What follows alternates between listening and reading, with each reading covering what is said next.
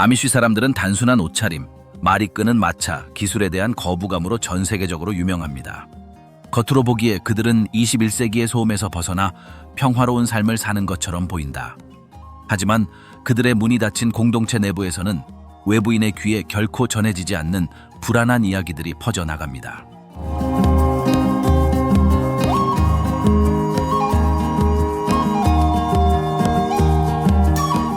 오르드농의 엄격한 규칙 이면에는 침묵으로 인한 학대, 눈에 띄지 않는 처벌, 거의 드러나지 않는 가족 간의 갈등에 대한 이야기가 숨겨져 있습니다. 은폐된 사업 거래에 대한 의심, 외부인과의 비밀 협정, 설명할 수 없는 실종 사건 등은 세대가 지날수록 커지는 소문의 그물에 기름을 붓습니다. 젊은이들은 배제에 대한 두려움으로 점철된 딜레마에 직면하는 반면 여성들은 평생 그들을 얽매는 책임과 감시를 겪습니다.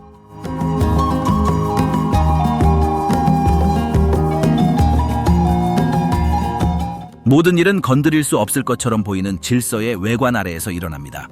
그렇다면 아미쉬가 세상 사람들에게 질투심을 느껴 숨기고 있는 가장 어두운 비밀은 무엇일까? 문다레에 오신 것을 환영합니다. 시작해 볼까요?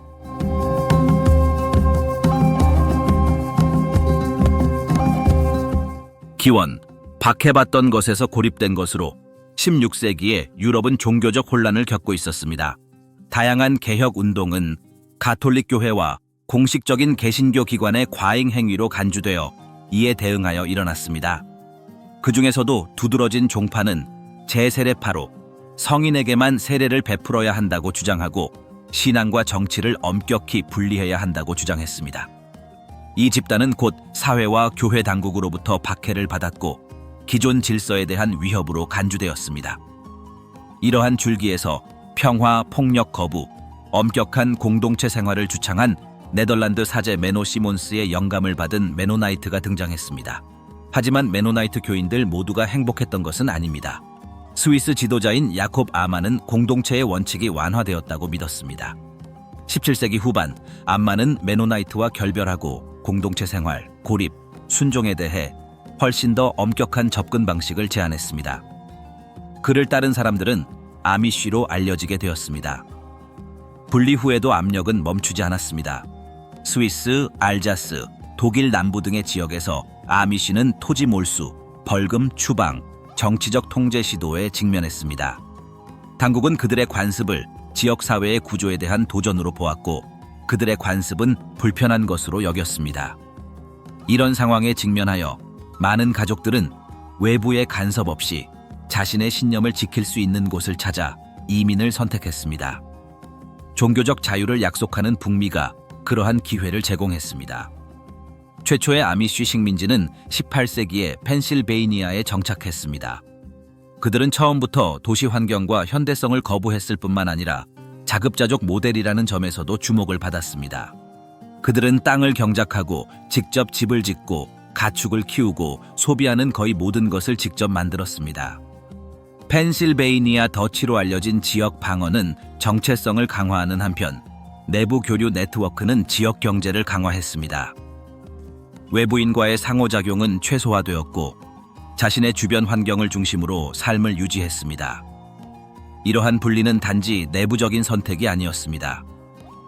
아미쉬 사람들은 이상하고 구식이며 어떤 경우에는 사회적 진보에 저항하는 집단으로 여겨졌습니다. 결혼은 같은 네트워크의 구성원 사이에서만 거행되었고 외부 방문은 드물었으며 활동은 항상 지역 종교 모임을 중심으로 이루어졌습니다. 이러한 폐쇄적인 조직은 외부의 이익보다 자신의 집단에 대한 충성심을 더욱 강화했습니다. 나라가 성장함에 따라 야콥 아만의 후손들은 나라의 고립을 더욱 심화시켰습니다. 전기, 자동차, 산업 발전의 도래는 그 본질적인 기반을 바꾸지 않았습니다. 일부 지역 사회에서는 배터리를 사용하거나 특정 요구 사항에 맞춰 외부 운송 수단을 고용하는 등 실질적인 조정을 했지만 주된 추세는 주류 역학에서 벗어나 자체 기준에 따라 관리되는 평행 사회를 유지하는 것이었습니다. 이러한 저항을 보장하는 기둥 중 하나는 집단 내부와 외부의 경계를 표시하는 비공식적인 규칙 체계였습니다. 이러한 규정은 지역마다 약간씩 차이가 있었지만 핵심 목적은 동일했습니다. 즉, 기대사항을 명확히 정의하고 편차를 방지하는 것입니다. 불이행에 대한 처벌로는 경고, 사회적 제한, 심각한 경우에는 위반자의 완전한 고립 등이 있습니다. 인구 증가는 지속되었습니다. 1900년경 이 단체의 미국 회원은 약 5천 명이었습니다. 1950년에는 그 수가 2만 명에 가까워졌습니다. 21세기 초에는 회원 수가 25만 명을 넘었습니다. 이러한 증가는 초기 이민 때문만은 아니었고 대개 6명 이상의 자녀를 둔 대가족과 집단 내에서 젊은이를 성공적으로 유지하는 데서도 설명이 가능했습니다. 또한 오하이오, 인디애나, 뉴욕, 미주리 등 새로운 지역으로 확장하여 영향력을 확대했습니다. 모든 진보를 완전히 거부하는 것은 아니지만 지역사회는 선택적으로 적응할 수 있는 놀라운 능력을 개발했습니다. 그들은 자동차를 소유하는 것을 피했지만 물류적 필요를 해결하기 위해 계약 운송을 허용했습니다. 그들은 집에 전화를 설치하지는 않았지만 비상시에 대비해 지역 전화 부스를 설치했습니다. 이러한 부분적인 유연성은 기본 원칙을 훼손하지 않으면서 경제적 연속성을 보장하는 데 중요했습니다.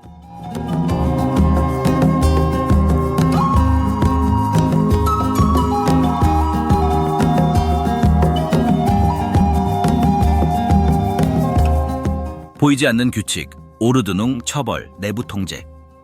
오르드눅은 이러한 집단의 삶을 규제하는 규칙 체계입니다. 문서로 공식화되거나 서면으로 기록되지는 않지만 모든 구성원이 이를 알고 실천합니다. 아미쉬 서클마다 고유한 버전이 있으며 지역적 차이에 따라 의복, 도구 사용, 가정 장식, 허용되는 기술 등의 실질적인 측면이 결정됩니다. 이러한 조항들은 구전으로 전해지고 전통과 종교 지도자들에 의해 강화됩니다. 주교와 집사는 규정 준수를 보장할 책임이 있습니다. 회원은 세례를 받는 순간부터 이를 받아들여야 합니다.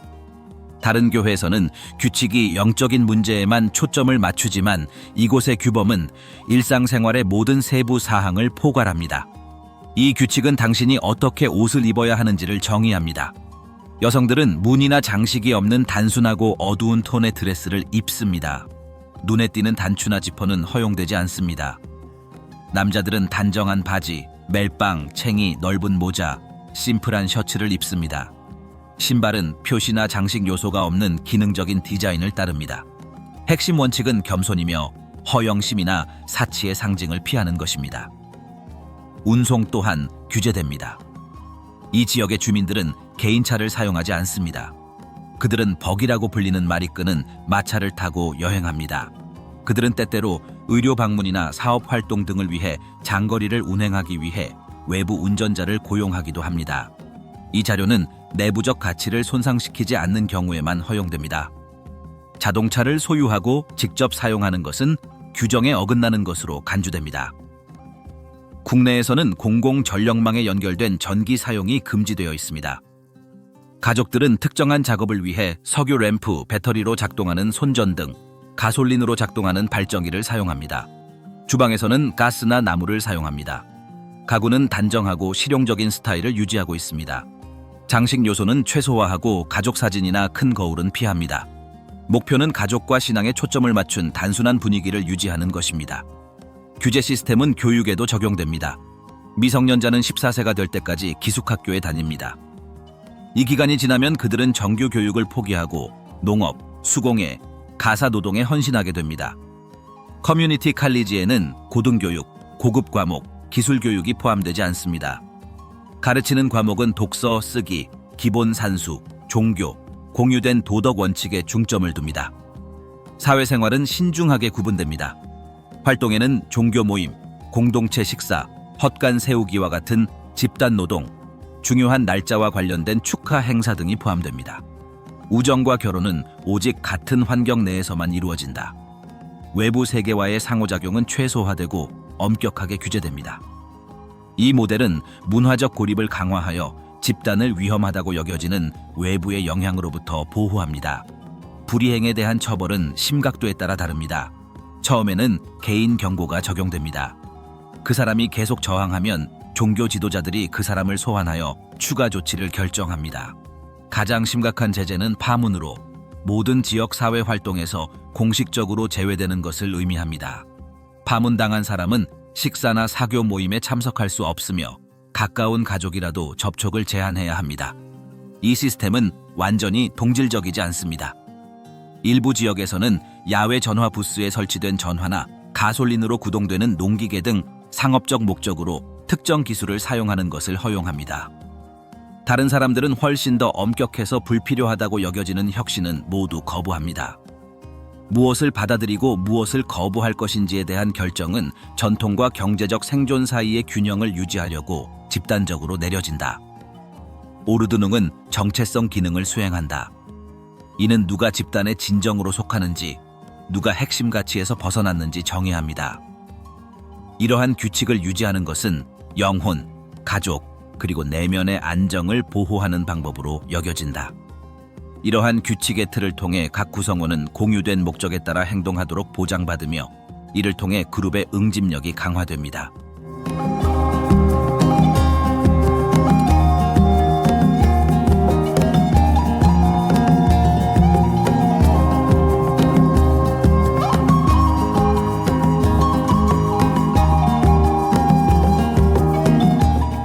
종교생활, 계층, 의례 및 교회 권력이들 공동체의 영적 구조는 지역구역으로 조직됩니다.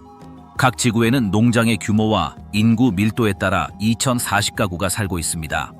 오로지 예배에만 쓰이는 사원이나 건물은 없습니다. 행사는 회원들의 집에서 돌아가며 거행됩니다. 모임은 2주마다 열리고 몇 시간 동안 이어지며 성경 낭독, 찬송가, 기도, 집단 생활과 관련된 가르침 등으로 구성됩니다. 리더십은 주교, 목사, 집사 등 특정 인물에게 달려 있습니다. 지역 내 최고 권위자인 주교는 세례, 결혼, 파문, 그리고 지역 사회 원칙의 적용을 감독합니다. 목사는 설교를 돕고 중요한 결정을 내리는 데 도움을 줍니다. 집사는 궁핍한 가정에 대한 지원을 조정하고 공동 자원을 관리하는 등 실질적인 업무를 담당합니다. 이러한 직책에는 급여가 지급되지 않습니다. 그곳에 사는 사람들은 농업이나 수공예 작업을 계속하면서 종교적 역할을 일상생활에 통합합니다. 지도자 선출은 공개 후보자 모집이나 공개 선거를 통해 이루어지지 않습니다. 직위가 공석이 되면 지역사회 제안과 추첨을 결합한 프로세스가 진행됩니다. 회원들은 모범적인 인물의 이름을 제안하고 숨겨진 표시가 있는 성경을 사용하여 그 중에서 추첨을 실시합니다. 선택받은 사람은 신의 뜻에 따라 임명된 것으로 간주되며 건강이나 행동에 심각한 문제가 있는 경우를 제외하고는 평생 그 직위를 유지합니다. 세례는 가장 중요한 순간 중 하나입니다. 이 사건은 어린 시절에 일어나는 것이 아니라 일반적으로 16세에서 22세 사이의 청소년기에 일어납니다. 이 의식을 거친 후에야 사람은 공동체 내에서 결혼할 권리, 집단적 의사결정에 참여할 권리, 공식적인 약속을 할 권리를 가진 정식 구성원이 됩니다. 이 행위에는 집단의 원칙을 받아들이고 영적 권위에 복종하고 기존 생활 방식을 고수하는 것이 포함됩니다. 결혼식은 주로 수학이 끝나는 11월과 12월에 거행됩니다. 의식은 사찰이 아닌 가정에서 거행되며 의식은 길고 하루 종일 모임이 이어진다. 신부는 흰색은 자존심의 색으로 여겨지기 때문에 피하고 진한 파란색이나 보라색을 입습니다. 선물은 실용적입니다. 도구, 직물, 가정용품 등 이혼이 허용되지 않으므로 결혼은 평생 지속됩니다. 심각한 갈등이 발생할 경우 부부는 종교적 유대감을 깨지 않고도 비공식적으로 헤어질 수 있습니다. 1년에 2번 거행되는 성만찬은 중요한 행사입니다. 여기에는 고백, 겸손의 상징으로 발 씻기, 빵과 포도주를 나누는 것이 포함됩니다. 이 의식을 준비하는 데는 몇 주가 걸릴 수 있는데 그동안 내부 분쟁이 해결되고 사과가 이루어지고 화해가 촉진됩니다. 오직 세례받은 회원만이 이 의식에 온전히 참여할 수 있습니다. 정신적 통제는 공식적인 행위를 넘어선다. 베스프레충은 이라고 불리는 징계회의에서는 내부 규칙을 준수하지 않은 사례를 다룹니다. 이는 기술의 무단 사용부터 행동 문제 또는 가족 간의 불화까지 다양합니다. 제재의 심각성은 다양하지만 모두 내부 응집력을 보호하고 추가적인 균열을 방지하는 것을 목표로 합니다. 종교적 형성은 어린 시절부터 시작됩니다. 지역 학교에서는 성경이 중심 주제로 다루어지고 전통 찬송가와 그 집단의 역사적 이야기가 함께 다뤄진다. 가족들은 매일 기도할 시간을 따로 정해두고 특히 식사 전과 하루가 끝날 때 기도합니다. 아이들은 부모에 대한 책임이 자신의 영적 헌신의 일부라는 것을 배웁니다. 어머니는 집안에서 가르침을 전수하는 데 중요한 역할을 합니다. 지역사회 간의 차이점은 주목할 만하다. 구질서, Old Order, 신질서, New Order, 비치 아미쉬, 비치 아미쉬 등의 변종이 있습니다. 각 사람은 교리, 기술적 개방성, 그룹 외부인과의 관계를 다르게 해석합니다. 그러나 그들은 모두 신앙, 성인 세례, 공동체 생활을 핵심으로 삼고 만연한 개인주의를 거부한다는 데 동의합니다. 종교적 권위는 내부 네트워크를 응집력 있게 유지합니다. 결정은 카리스마 넘치는 인물이나 개별 설교자에 따라 결정되지 않습니다. 권력은 분산되어 있지만 집단적 가치에 확고히 뿌리를 두고 있습니다. 각 지구는 항상 공동에 기반해 자율적으로 사물을 관리합니다. 이런 구조 덕분에 집단은 내부 분열을 견뎌내고 시간이 지나면서 적응할 수 있었습니다.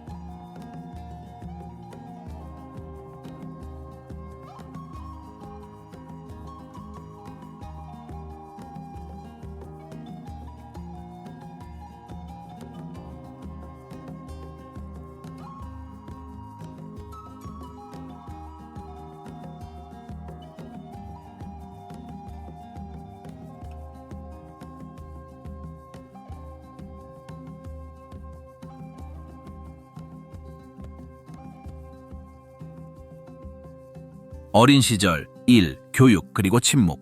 이런 환경에서의 어린 시절은 어린 시절부터 책임감을 갖는 것으로 특징지어집니다. 아이들은 4, 5세부터 집안일과 농장일을 돕기 시작합니다. 소녀들은 어머니를 도와 요리, 어린 동생 돌보기, 세탁, 재봉 등을 합니다. 아이들은 부모와 함께 들판으로 가서 동물에게 먹이를 주고 달걀을 모으고 마구간을 청소하고 간단한 도구를 사용하는 법을 배웁니다. 일은 부담이 아닌 성장의 자연스러운 부분으로 여겨진다. 공식적인 교육은 제한적이다. 아이들은 8학년, 즉 14세가 될 때까지 한 교실로 구성된 지역 학교에 다닙니다. 핵심 과목으로는 독해, 쓰기, 기초, 산수, 지리, 철자, 종교 등이 있습니다. 영어와 독일어는 실용 언어로 가르쳐지고 펜실베이니아 더치로 알려진 지역 방언이 일상적인 상호작용을 지배합니다. 수업은 대학 교육을 받지는 않았지만 직접적인 경험을 가진 지역사회의 교사가 진행합니다. 교육기관은 내부적 가치를 강화하도록 설계되었습니다. 학생들은 존경심, 겸손, 협동심, 연장자에 대한 배려심을 배웁니다. 이러한 평가는 고등교육을 준비하기 위한 것이 아니라 종교적 경전을 읽고 기본 계좌를 관리하고 지역사회에서 기능하는 데 필요한 최소한의 기술을 확보하기 위한 것입니다. 여가 활동은 그룹 게임, 노래, 지역적으로 조직된 스포츠 등으로 구성되어 간단합니다. 규율은 확고하면서도 균형 잡혀 있습니다. 가벼운 신체적 처벌은 집에서는 허용되지만 학교에서는 일반적으로 적용되지 않습니다. 행동 규칙은 명확합니다. 어른의 말을 가로채지 말고, 목소리를 높이지 말고, 지시를 거부하지 말고, 눈에 띄려고 하지 마세요. 어린 시절부터 아이들은 겸손하게 행동해야 하며 교만함이나 우월감을 드러내서는 안 된다는 것을 깨닫습니다. 칭찬은 그룹에 해롭다고 여겨지는 감정을 조장하지 않도록 주의해서 전달됩니다. 실용적인 학습은 학문적인 학습을 보완합니다. 소녀들은 재봉, 자수, 요리, 식품 보존, 원예 등의 기술을 개발합니다. 소년들은 목공, 대장장이, 동물 다루기, 도구 관리 등에 대한 훈련을 받습니다. 청소년기에는 책임이 커집니다. 남자아이들은 농장이나 작업장에서 풀타임으로 일하고 여자아이들은 집안일을 돕거나 빵집이나 공예품 판매와 같은 가족 사업에 참여합니다.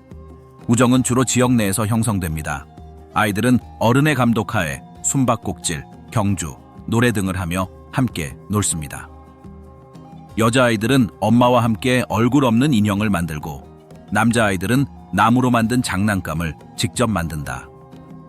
외부 매장에서 구매한 품목은 최소한으로 제한하여 현지 생활 방식의 영향을 최소화합니다. 청소년들은 노래 부르기라는 그룹 활동에 참여하여 찬송가와 전통 노래를 부릅니다. 이러한 회의는 잠재적인 파트너를 만날 수 있는 기회이기도 합니다. 구애 규칙은 엄격합니다. 사적인 데이트나 공개적인 애정 표현은 허용되지 않습니다. 모든 과정은 겸손함과 순수함을 유지하기 위해 신중하게 규제됩니다. 부모와 자녀의 관계는 명확한 위계에 기초합니다.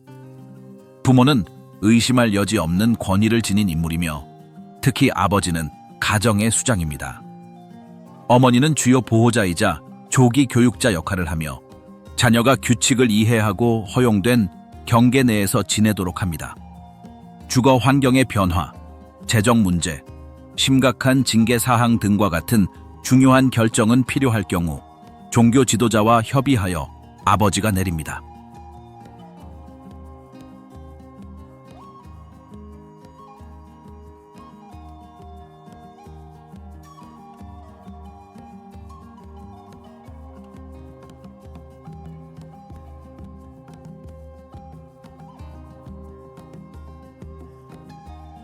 아미쉬 여성들, 규칙, 몸, 그리고 순종.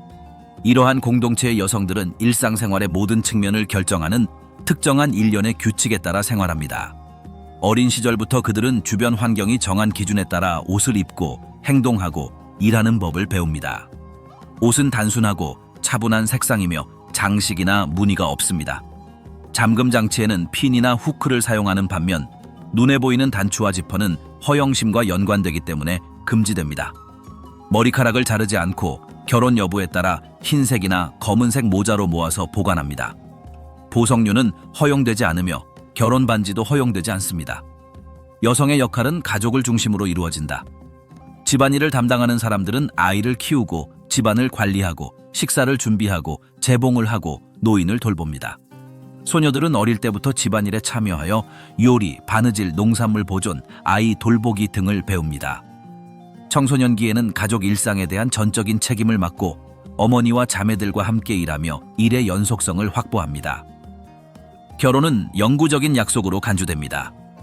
젊은 여성들은 보통 정식으로 세례를 받은 후 18세에서 22세 사이에 결혼합니다.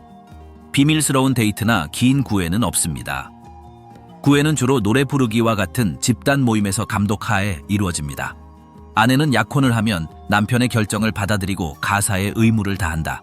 정규 교육을 받을 수 있는 기회는 제한되어 있습니다. 여학생은 남학생과 마찬가지로 14세에 학교를 마치지만 외부 학업으로 진학하지는 않습니다. 습득하는 기술은 주로 실용적인 기술입니다. 즉 요리, 재봉, 원예, 가사 관리, 소규모 가족 사업 지원 등에 관한 기술입니다. 집 밖에서의 일자리는 드물고 빵집이나 지역 상점과 같은 통제된 공간으로 제한됩니다. 여성 건강은 그룹의 규정에 따릅니다. 많은 지역 사회에서는 병원과 외부 의사의 접근을 제한하고 집에서의 출산과 전통적인 치료법을 선호합니다. 나이든 여성은 조산사 역할을 하며 여러 세대에 걸쳐 지식을 전수합니다. 중요한 의료 결정은 남편의 몫이며 지역 지도자들과 상의하여 결정을 내립니다. 아내는 이러한 결정을 확립된 가족 질서의 일부로 받아들여야 합니다. 여성의 성생활은 엄격한 신중함의 규칙에 따라 이루어집니다. 가정이나 학교에서는 친밀한 주제에 대한 대화가 거의 없습니다. 결혼 생활에 대한 지식은 관찰과 묵묵히 배우는 것을 통해 간접적으로 습득됩니다. 여성은 순종적이고 내성적이며 충실해야 한다는 기대를 받습니다. 공개적으로 애정을 표현하는 것은 금지되어 있으며 예상되는 패턴에서 벗어나는 행동은 엄중한 처벌을 초래할 수 있습니다. 집안일은 힘들다. 주부들은 일찍 일어나 아침 식사를 준비하고 아이들을 돌보고 하루 일과를 정리합니다. 매일의 업무로는 빵 굽기, 젖소 짜기, 옷 손빨래, 불에 달군 다리미로 다림질하기, 온 가족을 위한 재봉하기, 전반적인 청결을 유지하는 것 등이 있습니다. 큰딸들은 이 모든 일에 협력하여 일상생활이 방해받지 않고 이어지도록 합니다. 나이든 여성은 사생활에서는 권위를 가지고 있지만 그들의 영향력은 일반적인 일에는 미치지 못합니다. 종교적, 경제적, 정치적 결정은 남성이 내린다. 여성은 가족 협의회를 통해 간접적으로 참여하지만 리더십 직책을 맡거나 교회 문제에 대한 투표권은 없습니다. 그들의 영향력은 가정에 집중되어 있으며 일상생활을 조직하고 관습을 다음 세대에 전수합니다. 여성들의 삶에서 외부적인 패션은 자리 잡을 곳이 없습니다. 그들은 화장도 하지 않고 머리도 자르지 않고 회색 머리를 염색하지 않고 산업용 의류도 사지 않습니다. 모든 의상은 집단적으로 승인된 패턴을 따라 회사 내에서 제작됩니다. 드레스는 길고 소매는 팔꿈치나 손목까지 내려오고 신발은 굽이 없는 검은색 가죽입니다. 모자와 캡은 신과 사회 환경 앞에서의 복종과 겸손을 나타내는 상징적 기능을 가지고 있습니다.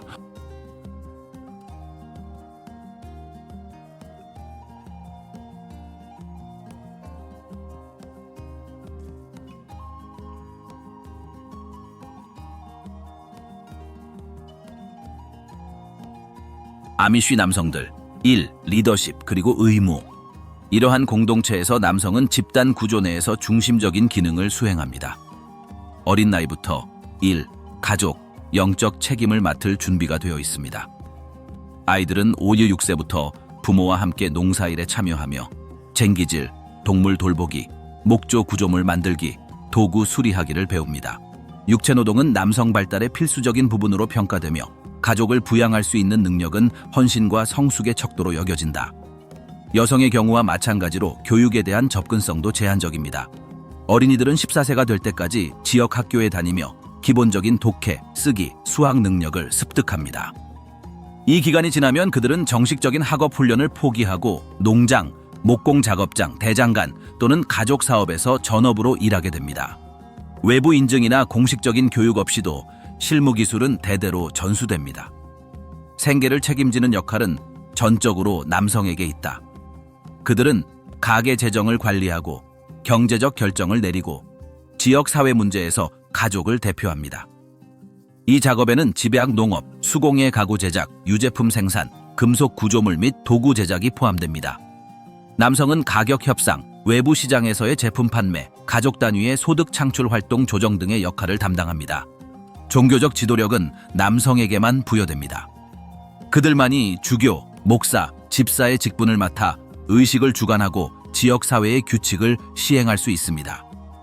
이러한 역할에 대한 준비는 신학적 연구에 기초한 것이 아니라 내부적 명성, 삶의 경험, 그리고 그룹의 원칙에 대한 개인적 헌신에 기초합니다.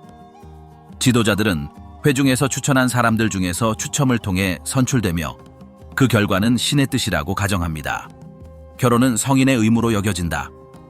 독신으로 지내는 사람들은 사회적 틀 속에서 불완전한 존재로 여겨진다. 구애 과정은 노래 모임, 농업 박람회 또는 종교 행사와 같은 집단 공간에서 감독하에 진행됩니다. 결혼을 하면 남자는 집안일을 전적인 책임지고 주거, 직업, 육아, 갈등 해결 등에 대한 결정을 내립니다.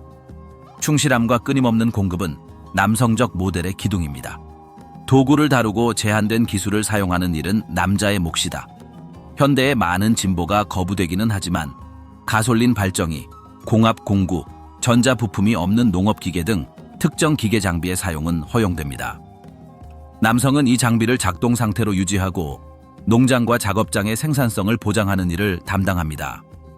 어떤 혁신을 채택할 것인지에 대한 결정은 공동으로 내리지만 실제적인 구현은 그들이 주도합니다. 근무 시간이 길다. 남자들은 새벽부터 일을 시작해 늦은 밤까지 밭이나 마구간, 작업장에서 일합니다. 활동에는 심기, 수확, 울타리 수리, 건물 건설, 농산물 운송, 판매 협상 등이 포함됩니다. 청소년들은 부모와 형제 자매와 함께 협력하여 외부 전문가의 공식적인 지시나 개입 없이 각 업무를 직접 배웁니다. 이러한 공동 작업은 남성 내부의 연대감을 강화합니다.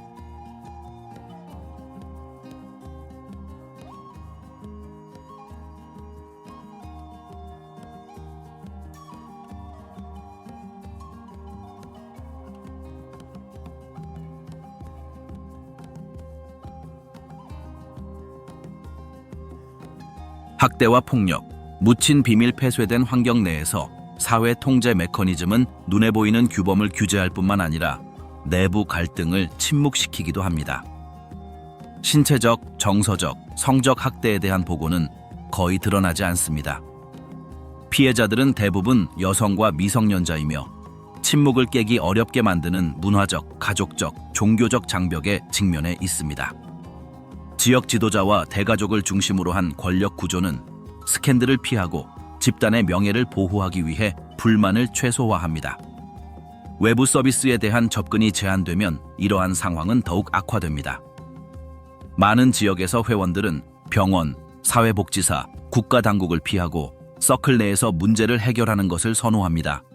결정은 종종 개인적 보호보다 내부적 단결을 우선시하고 사적 경고, 가족 모임 또는 가장 심각한 경우 파문에 대한 대응을 제한합니다. 전문적인 개입이 부족해 피해자들은 취약한 상태에 놓이고 효과적인 자원도 제공받지 못합니다. 지리적 고립은 봉쇄를 강화한다. 많은 지역사회가 도시 중심지에서 멀리 떨어진 시골 지역에 거주하고 있어 공식 기관과의 접촉이 줄어들고 탈출 경로가 제한됩니다. 이러한 거리는 내부적 자율성을 강화하지만 동시에 외부 지원에 대한 접근을 어렵게 만듭니다. 정식으로 항의하는 경우는 드물다. 두려움 때문일 뿐만 아니라 많은 사람이 법적 절차에 익숙하지 않거나 가족 전체에 미칠 사회적 결과를 두려워하기 때문이다. 이 집단 내에서의 어린 시절은 절대적인 복종으로 특징지어진다. 어른들이 의심할 여지 없는 권위를 행사하는 계층적 구조는 미성년자들이 의견 차이를 표현하거나 지시에 의문을 제기할 수 없는 환경을 조성합니다. 신체적 징계는 교육 과정의 일부로 받아들여지며 적당하지만 반드시 이루어져야 합니다. 학교는 내부적으로 통제되므로 외부 감독이 부족하고 교사들은 동일한 환경에 속해 있어 동일한 규칙을 강화합니다. 여성은 훨씬 더 심각한 제약에 직면합니다. 가정이나 집단에서 종속적인 역할을 하기 때문에 폭행을 신고하는 능력이 제한됩니다. 남편에게 경제적으로 의존하고 외부 네트워크도 없으며 복종을 강화하는 종교적 규범에 갇힌 여성들 중 탈출하거나 저항하는 사람은 거의 없습니다. 건강, 규율, 갈등 등에 관한 중요한 결정은 남자가 내리기 때문에 아내는 늘 취약한 입장에 놓이게 됩니다. 언론인과 외부 조사자들이 기록한 사례들은 일관된 패턴을 보여줍니다. 즉, 체계적인 은폐입니다. 심각한 문제가 발생하면 그룹은 외부 기관의 개입을 피하고 비공개적으로 문제를 해결하기로 선택합니다. 폐쇄적인 입장에 있는 지방 공무원들은 조사하는 데 엄청난 어려움을 겪고 있습니다. 전직 회원들의 증언에 따르면 많은 피해자들은 교육적, 경제적, 정서적 한계로 인해 집단을 탈퇴하는 것이 사실상 불가능하다고 생각하는 것으로 나타났습니다. 의료 과실은 문제의 또 다른 측면을 나타냅니다.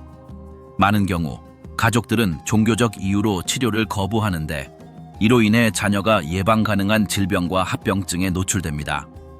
전문가의 도움 없이 집에서 출산하면 산모와 아기 모두에게 위험이 커집니다. 의료에 대한 결정은 핵심 조직 내에서 이루어지며 외부 권고보다 전통을 우선시합니다. 내부 제재 시스템이 항상 정의를 보장하는 것은 아닙니다. 경고와 징계 회의는 범위가 제한되어 있으며 국가 개입이 필요한 위법 행위를 다루지 않습니다. 공식적인 불만이 없으면 당국은 조치를 취할 수 없으며 내부 메커니즘은 환경적 안정을 우선시합니다. 지역사회와 국가 정의 사이의 이러한 격차로 인해 많은 피해자들은 자원과 실질적인 보호를 거부하는 구조에 갇혀 있게 됩니다. 떠나는 사람들은 추가적인 어려움에 직면하게 됩니다. 외부 세계에서의 경험 부족, 제한된 교육, 지원 네트워크 부족으로 인해 독립적인 삶을 재건하는 것이 어렵습니다.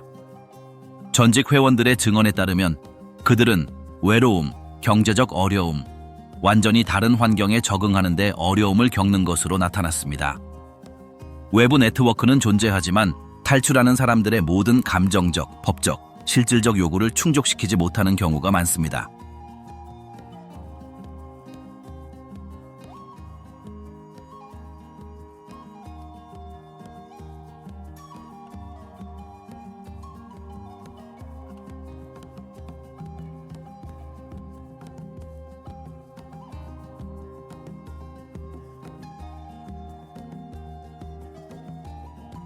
범죄, 전설, 소문, 어두운 면 평화, 단순함, 헌신의 이미지로 외부적으로 알려진 아미쉬 공동체는 국경 안팎으로 퍼져나가는 어두운 이야기들에 둘러싸여 있기도 합니다.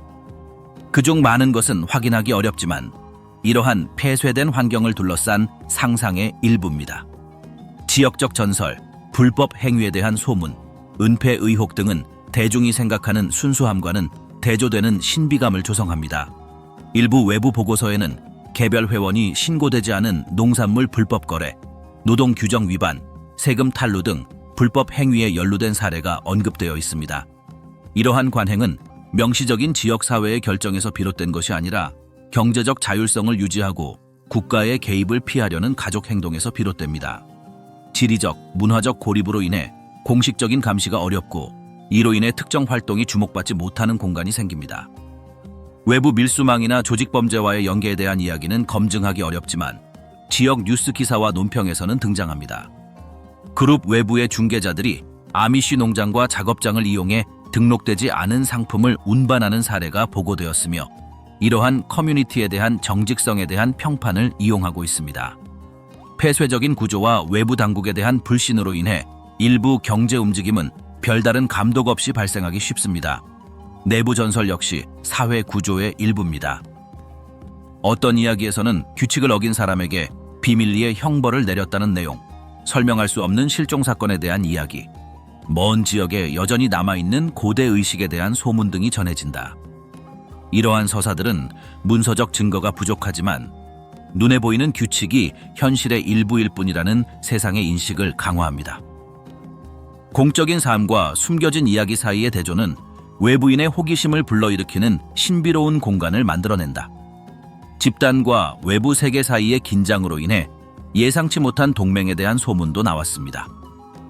공식적으로는 전통적 가치와 일치하지 않지만 아미쉬와 외부 그룹 사이에 공동 사업 거래가 이루어졌다는 이야기가 있습니다. 윤리적 경계를 넘는 무역 협회부터 재정적 이익을 보호하기 위한 비공식적 계약까지 이러한 사례는 상호 연결된 세상에서 완벽한 분리를 유지하는 것이 얼마나 어려운지를 보여줍니다. 이러한 사건들은 항상 조직범죄와 관련이 있는 것은 아니지만 외부 시장과의 상호작용에 대한 덜 이상화된 측면을 보여줍니다. 내부 갈등 역시 소문이 퍼지기 쉬운 환경이다. 사생활이 집단적 결정과 밀접하게 얽혀있는 공동체에서는 모든 갈등이 추측의 대상이 될 수 있습니다. 지도부 간의 분쟁, 오르드능 해석에 대한 의견 불일치, 가족 간의 갈등 등이 입소문을 통해 퍼져나가는 이야기의 원동력이 됩니다. 외부 미디어에 접근할 수 없기 때문에 이러한 소문의 힘은 더욱 커집니다. 이야기를 명확히 하거나 부인할 수 있는 공식 채널이 없기 때문입니다. 외부적 인식 역시 신화를 만드는 데 영향을 미칩니다. 일반 대중이 고립된 집단의 비밀에 매료되면 특정 요소를 과장하거나 왜곡하는 경향이 있습니다. 영화, 다큐멘터리, 소설에서는 아미쉬를 공포, 범죄, 숨겨진 반항의 이야기의 배경으로 묘사해왔습니다.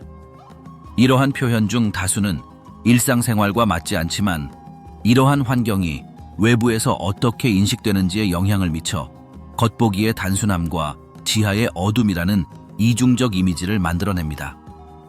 이 투어를 통해 아미쉬 사람들이 단순히 구식옷을 입는 사람들이나 기술을 거부하는 공동체가 아니라는 사실이 분명해졌습니다. 모든 규칙, 모든 의식, 모든 고립된 집 뒤에는 통제의 그물, 숨겨진 비밀, 내부적 긴장, 그리고 이 세상에 태어난 사람들의 삶을 특징짓는 묵묵한 계약이 있습니다.